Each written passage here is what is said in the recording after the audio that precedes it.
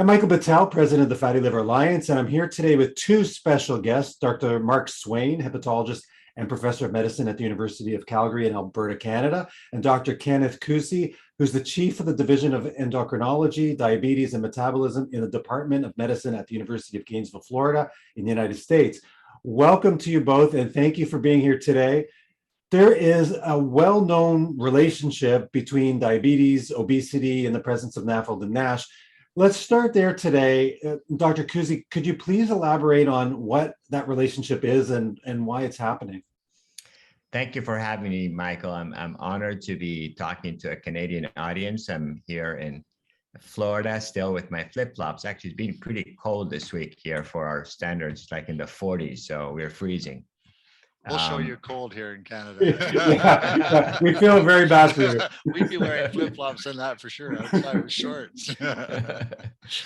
So, well, that's a great question because, as you know, epidemic of type 2 diabetes continues to grow by many numbers that have been published last year, and again, affecting more sometimes ethnic minorities.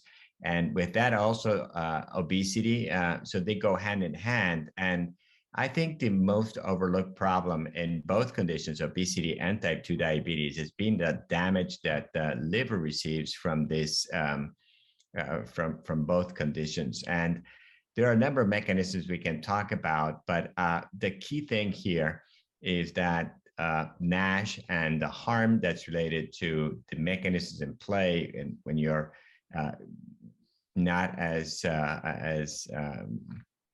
the best shape possible in terms of fitness, in terms of physical activity, in terms of nutrition, is a long-term damage that we're going to be talking in the next few minutes. Great. Thank you for that. Mark, what do you think about that relationship? Because I mean, a lot of people still don't know about it yet, but it is a topic of discussion for sure. Exactly. And I think, first of all, thanks very much for having me on. I think this is a really great venue, and I appreciate you organizing it. And it's great to be on with Ken. I think these dialogues between sort of endocrinology and hepatology is really the future of these multidisciplinary discussions, because it's very clear that diabetes is a key driver of fatty liver disease. And if you look in broad populations of people that have diabetes, although most of them are focusing on the diabetes as they should, and the things around that. Over half, probably close to 60%, or if you look at them all, are going to have fatty liver. And so when you're starting to talk about over half the people with diabetes having fatty liver, and we know that the worse that fatty liver gets, so from a scarring point of view, the more likelihood they are to develop diabetes if they don't already have diabetes. So there's this tight interaction between the liver and diabetes, which they drive each other. And so it's a vicious circle that if you don't break it, then you're at risk of having the consequences of diabetes, which are quite significant, and the consequence of having the liver-related outcomes of diabetes, which are also, we're recognizing, are becoming significant in the proportion of people that have diabetes. Yeah, I want to direct this question. It's something that's burning on my mind. If I don't ask it, I'm gonna forget. So it came up very recently as a comment from a gastroenterologist who practices hepatitis as well, and they said that the primary focus for endocrinologists specifically and patients is the control with insulin, and that insulin can damage the liver too. So how does that play in? That's a great question. And I'm just going to lay down a couple of basic concepts, because I know there's sometimes patients might be logging on to your to this website for the first time. So fatty liver, of course, means that your liver accumulates an amount of triglycerides that it shouldn't have. Usually the liver has no or very little fat that you could ever measure. But when it accumulates these triglycerides, it goes to pathways that harm the function of the liver and make it less responsive to insulin, what people hear now as insulin resistance. And then it can cause chronic damage and scarring of the liver fibrosis. Now, diabetes and your question about insulin is very important, because insulin is a hormone that usually would promote accumulation of triglycerides. But this has to be done in a background of some genetic predisposition to this.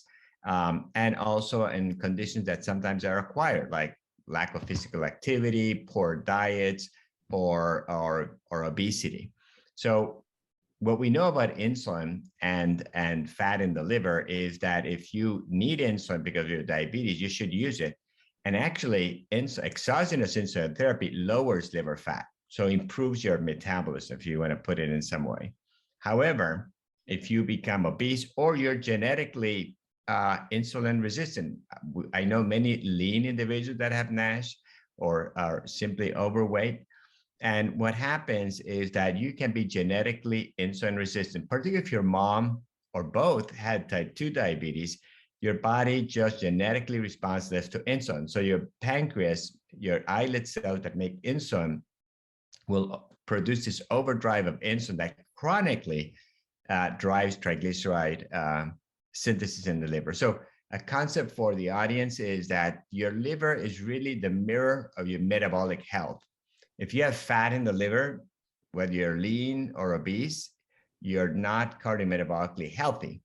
The good news is that even modest amounts of exercise to reduce liver fat, even without weight change, and that there are a number of interventions in addition to weight loss by different means, some diabetes medications that can also lower liver fat, decrease the inflammation, and even halt progression of the scarring, fibrosis. Mark? And just even to follow up on that was a really good overview.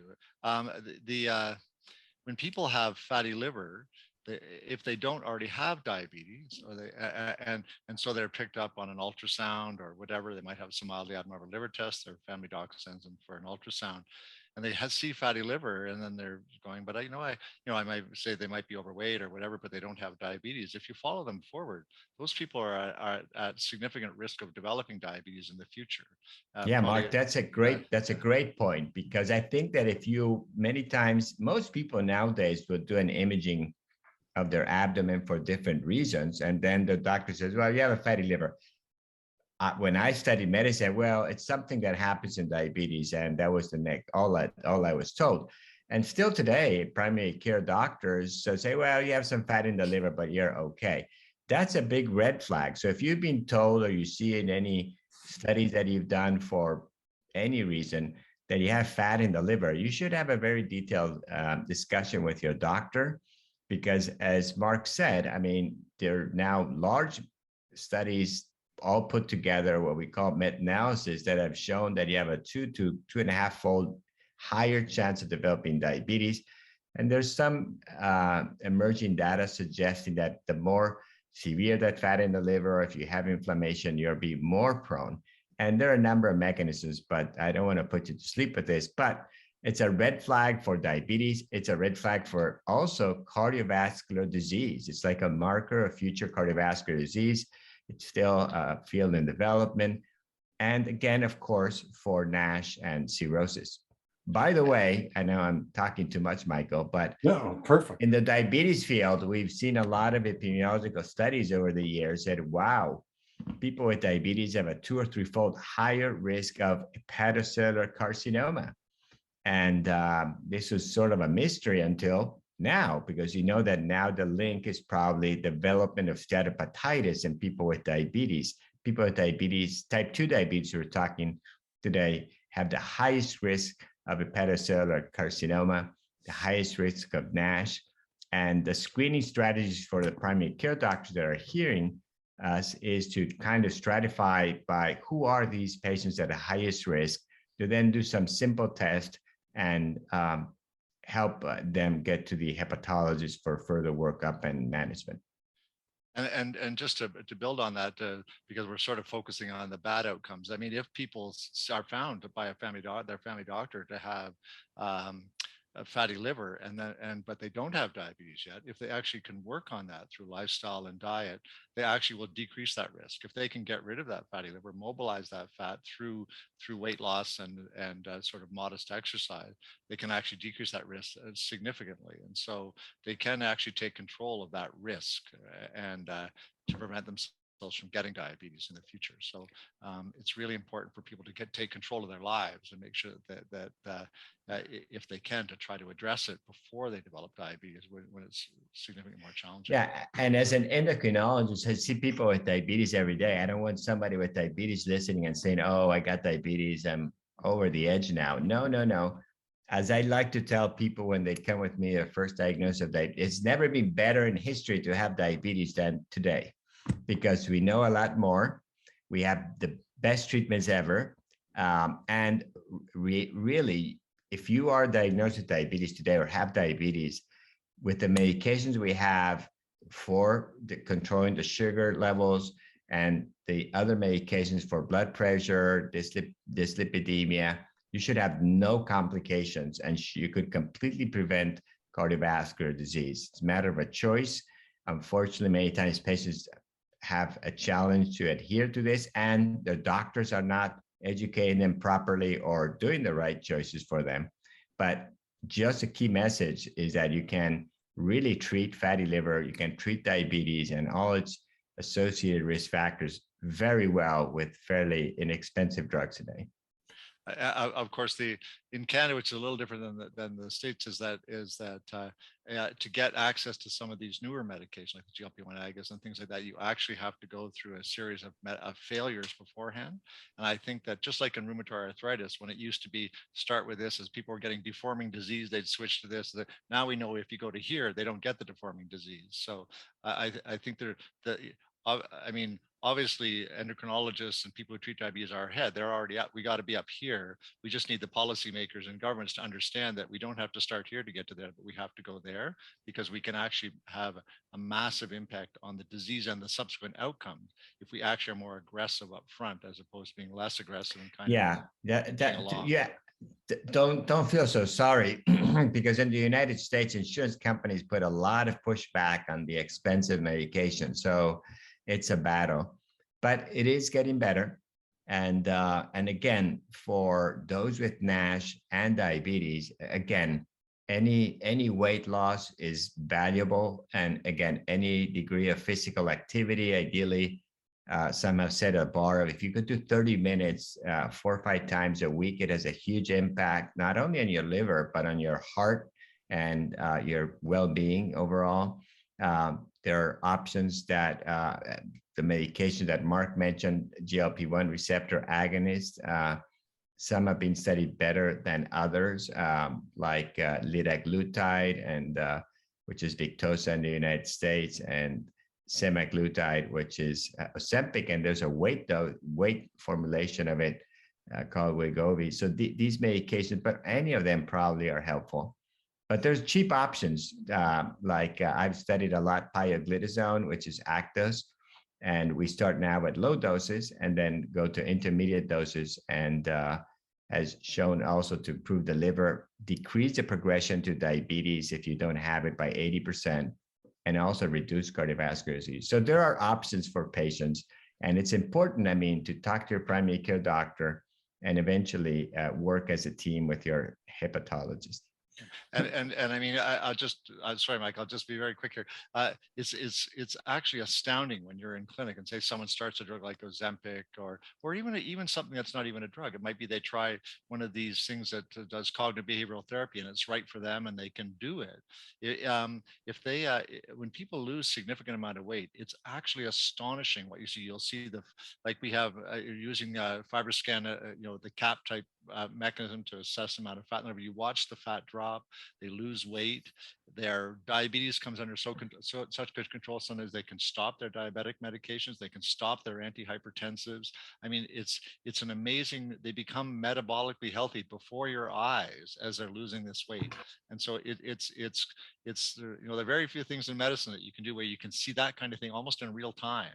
And that that they're getting those benefits long term, whether it's cardiovascular or liver or whatever. So it is something that there are treatments, as Ken is saying, it can come from within, or from learning ways to deal with eating and how you approach exercise and things like that, all the way to these medications, which have revolutionized how we approach weight loss and diabetes. So I think, as Ken points out, I mean, it is a time when we actually have the tools now to do something about what we didn't have much in the way to do before.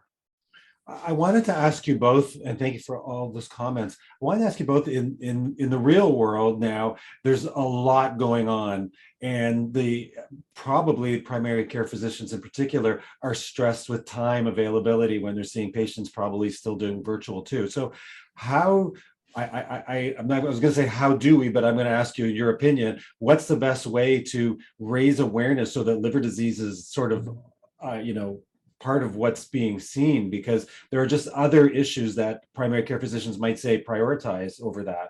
And so I guess two-part question: is there a message to the primary care physicians, and what do we even say to patients when they go for their annual checkup? Well, do you want me to go take this first, Ken? Then you, okay. I mean, obviously, this is mainly a primary care disease, right? And so these are individuals that come into primary care, and then there's a decision if they have the risk factors to test them or not, if they're aware of this as a condition. I think most family doctors are becoming much more aware of fatty liver disease. They see it in their practice all the time. It's picked up all the time on ultrasounds when people have right upper quadrant pain or whatever, or they have abnormal liver tests, they go for an ultrasound, they see fat. But traditionally, because there was really, I think, a limited understanding and really a limited therapeutic armamentarium to treat it was just ignored. So it's become a habit of ignoring it over time. And I don't think people really fully grasp that the percentages of people that were going to be at risk of liver outcomes, but also, I mean, they often would go more towards the cardiovascular side or even the diabetes side, and they would kind of treat that, but without even thinking of the liver side. So increasing awareness amongst primary care that there actually are people that get significant liver disease, they get cirrhosis, they get liver cancers, and then trying to develop pathways that they can actually assess these patients in a way that it does not impact the flow of patients through their practice so much that they won't do it, so that patients can be identified who are at risk for liver issues, and so they need to see a specialist that's comfortable treating that liver condition, and not losing track of the fact that their diabetes and their weight are going to be drivers of the other outcomes that are so important, which are obviously going to lead to poor outcomes as well. So you have to look at the patient holistically. And the ones that have this liver issue need to be seen by liver specialists, but the other ones need to be assessed by other people, whether it's maybe a cardiologist down the road, an endocrinologist for their diabetes, and try to maximize the approach in those areas to make sure you reduce the poor consequences that can come from that in the future. Yeah, these are great points, Mark, and I couldn't agree more. And as you were speaking, it came to my mind a patient that I have known for some time with Nash, and again, who was recently diagnosed with liver cancer. So those are at risk, who are those who have advanced fibrosis. So that's why the key thing is for primary care to understand that cirrhosis is something real. And I think that a couple of recent studies from 2021 can ring a bell. We screened in primary care, largely in family medicine clinics and in general internal medicine, also endocrine clinics, with a tool called transient elastography that the hepatologists have been very familiar with it for a long time now. And just two numbers to remember: 70% of people who had never heard the word steatosis, who were just coming to the regular visit as somebody to see their doctor because they have type 2 diabetes, 7 out of 10 had fatty liver, and 2 out of 10 had scarring of the liver, fibrosis. Of these, almost the majority had a moderate to severe degree that would put them on a path to future progression. So the question is, the primary care, is it a unique situation to catch this early? So the question that I get is, how do we do this? And if we discussed, this has been very debated. So in the last year, we had a consensus of doctors, liver doctors, obesity management doctors, endocrinologists, get together. This is an international group of about 30 people, and we discussed this. People largely from institutions all over the world. And we came up with a little clinical care pathway. We had this article that we published among diabetes, obesity, and liver journals, a call to action. And then we follow this with a clinical care pathway that we published in Gastroenterology, which is the official journal of the American Gastroenterological Association. If you want, I know this is web-based, I can share that one slide about this. And what is important, Michael, to understand is that there are three big groups that we identified: people with type 2 diabetes, people with 2 or more metabolic risk factors, or we know as metabolic syndrome. And then if you find fat in the liver on an imaging, or your patient has elevated liver enzymes. Now, I would like Mark to expand more on that, but 40 is a high number for ALT and AST. Recent studies suggest that we should bring it down to at least 30. And if you're 30 or above, I think you need to begin considering a little bit of a workup. Mark, what do you think? What would you tell primary care doctors about this? Yeah, so what I can tell you is I actually just talk about, so we have a pathway in Calgary where family physicians in Calgary, so we serve about 1.4 million people, and family physicians in Calgary can order something called shear wave elastography, which is essentially a transient elastography equivalent that's on a community-based ultrasound machine. And so we've been running that since about 2016 here. We've put over 10,000 patients have gone through that program. And so we have all of the clinical data, and we collect all the clinical data on those patients. And so what we know is we've used a cutoff of 8, which is kind of what people often use for transient elastography. If you're below 8, then we feel that they have a low risk of significant scarring. If they're above 8, they may or may not. And so when we look at liver tests like ALT values, and so this would be lab-based liver test for the people that were above 8, which was about 3% of the people that were examined, and then indeterminate was another 5%. So say 8% overall that end up going to a hepatologist. The percentage that had abnormal liver tests was 50%. So half of them would have been missed by any paradigm that was using the standard ALT value.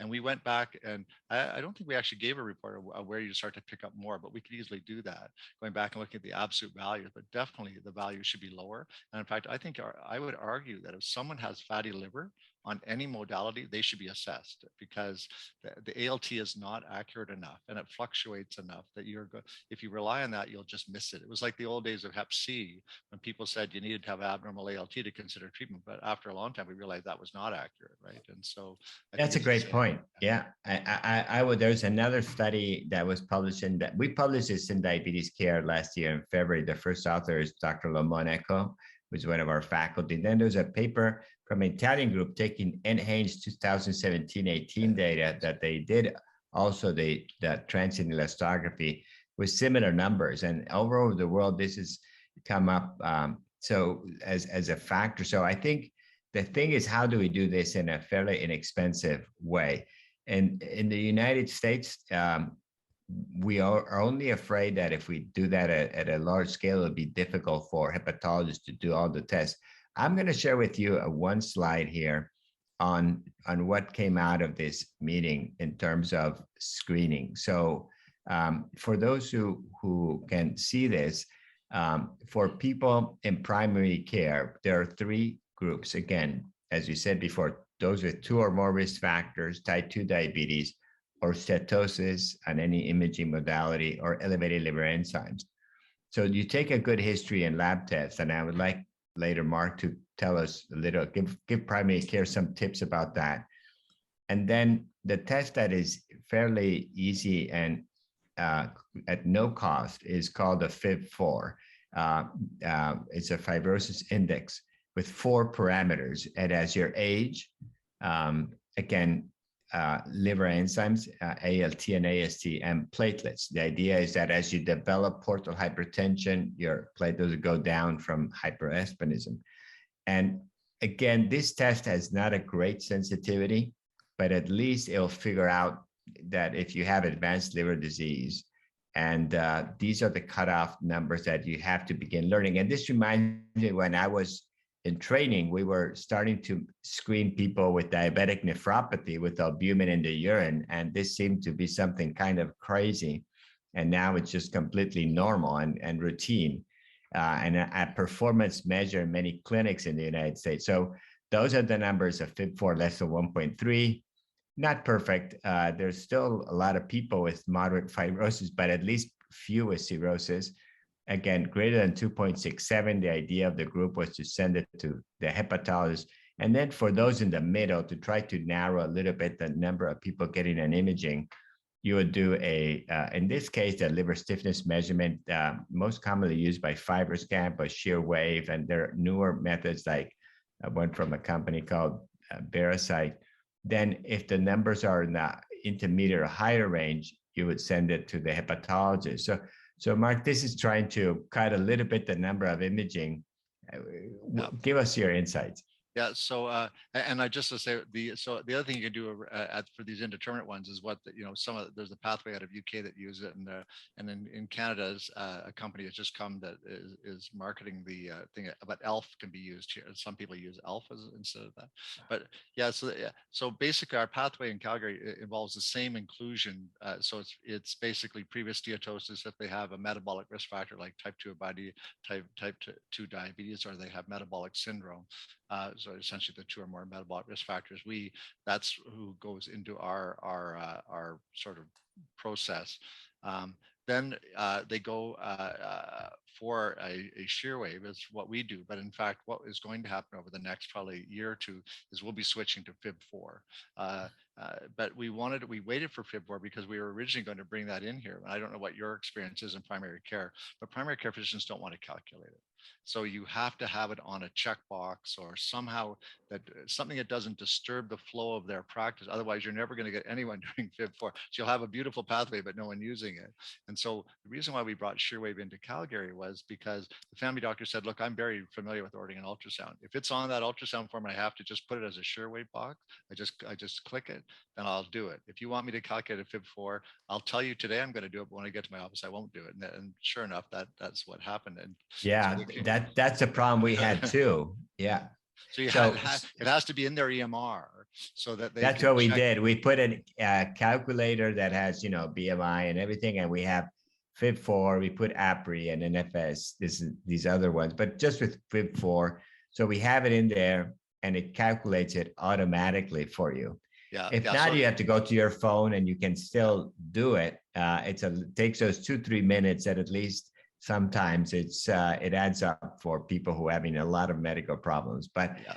I think this will be routine. And again, still, in primary care, there's a lot of people with some moderate degree of fibrosis that don't elevate the liver enzymes. So the other thing that we have found that if your AST is 26 or greater, there's some evidence building that's kind of a crucial number that should called for an additional testing. So 26 or 30, I'm just gonna leave it at, we need to lower our liver enzyme cutoff for that trigger further investigation, because a 40 is like saying, well, diagnose diabetes with an A1C of 7.5 or 8.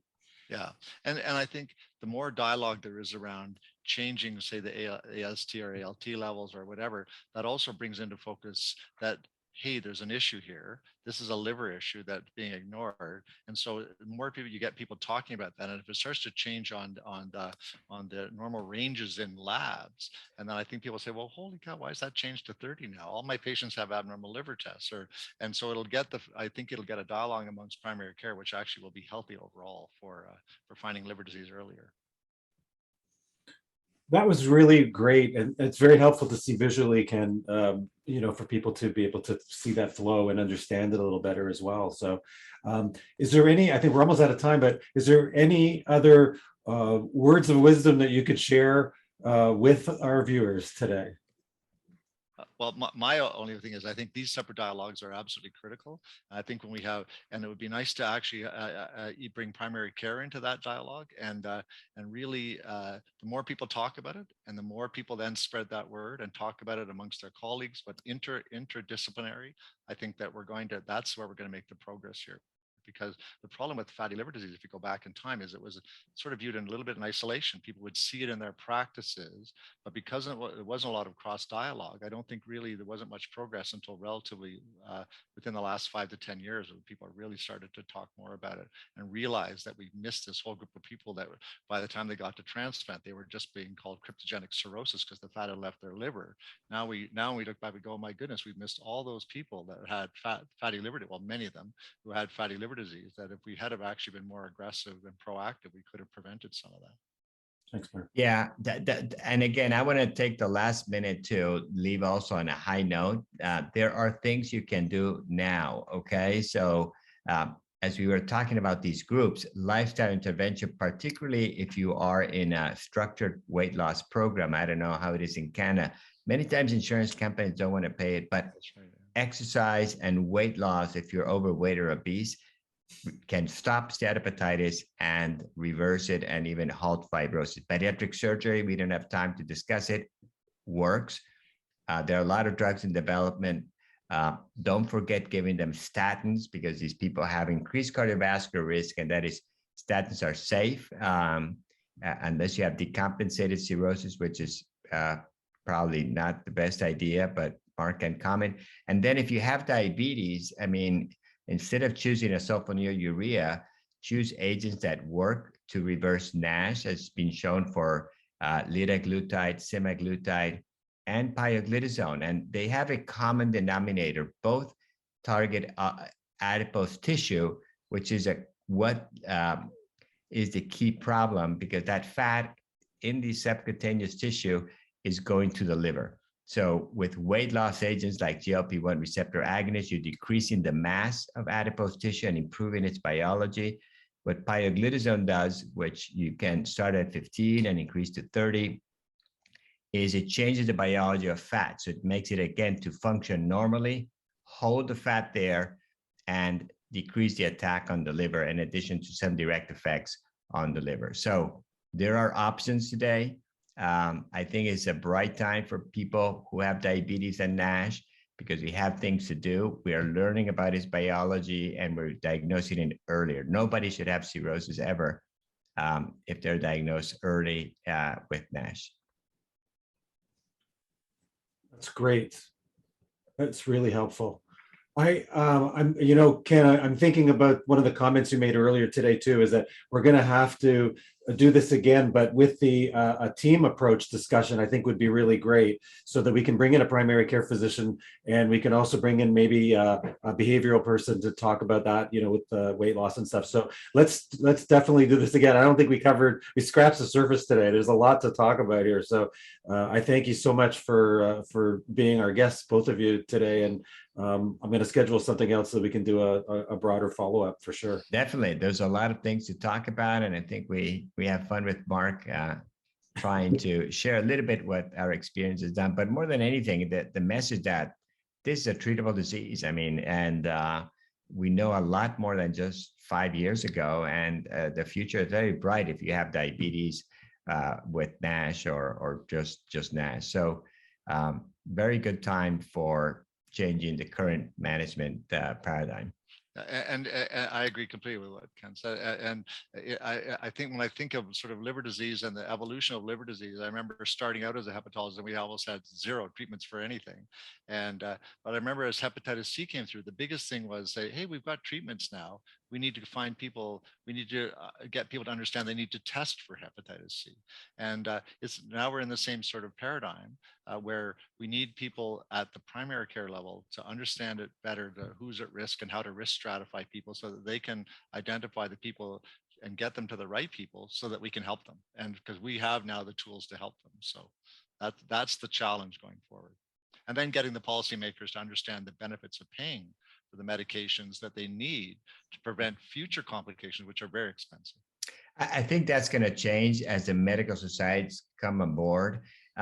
We have just gotten finished with the American Association of Clinical Endocrinologists Guideline for Endocrinology, the first one ever.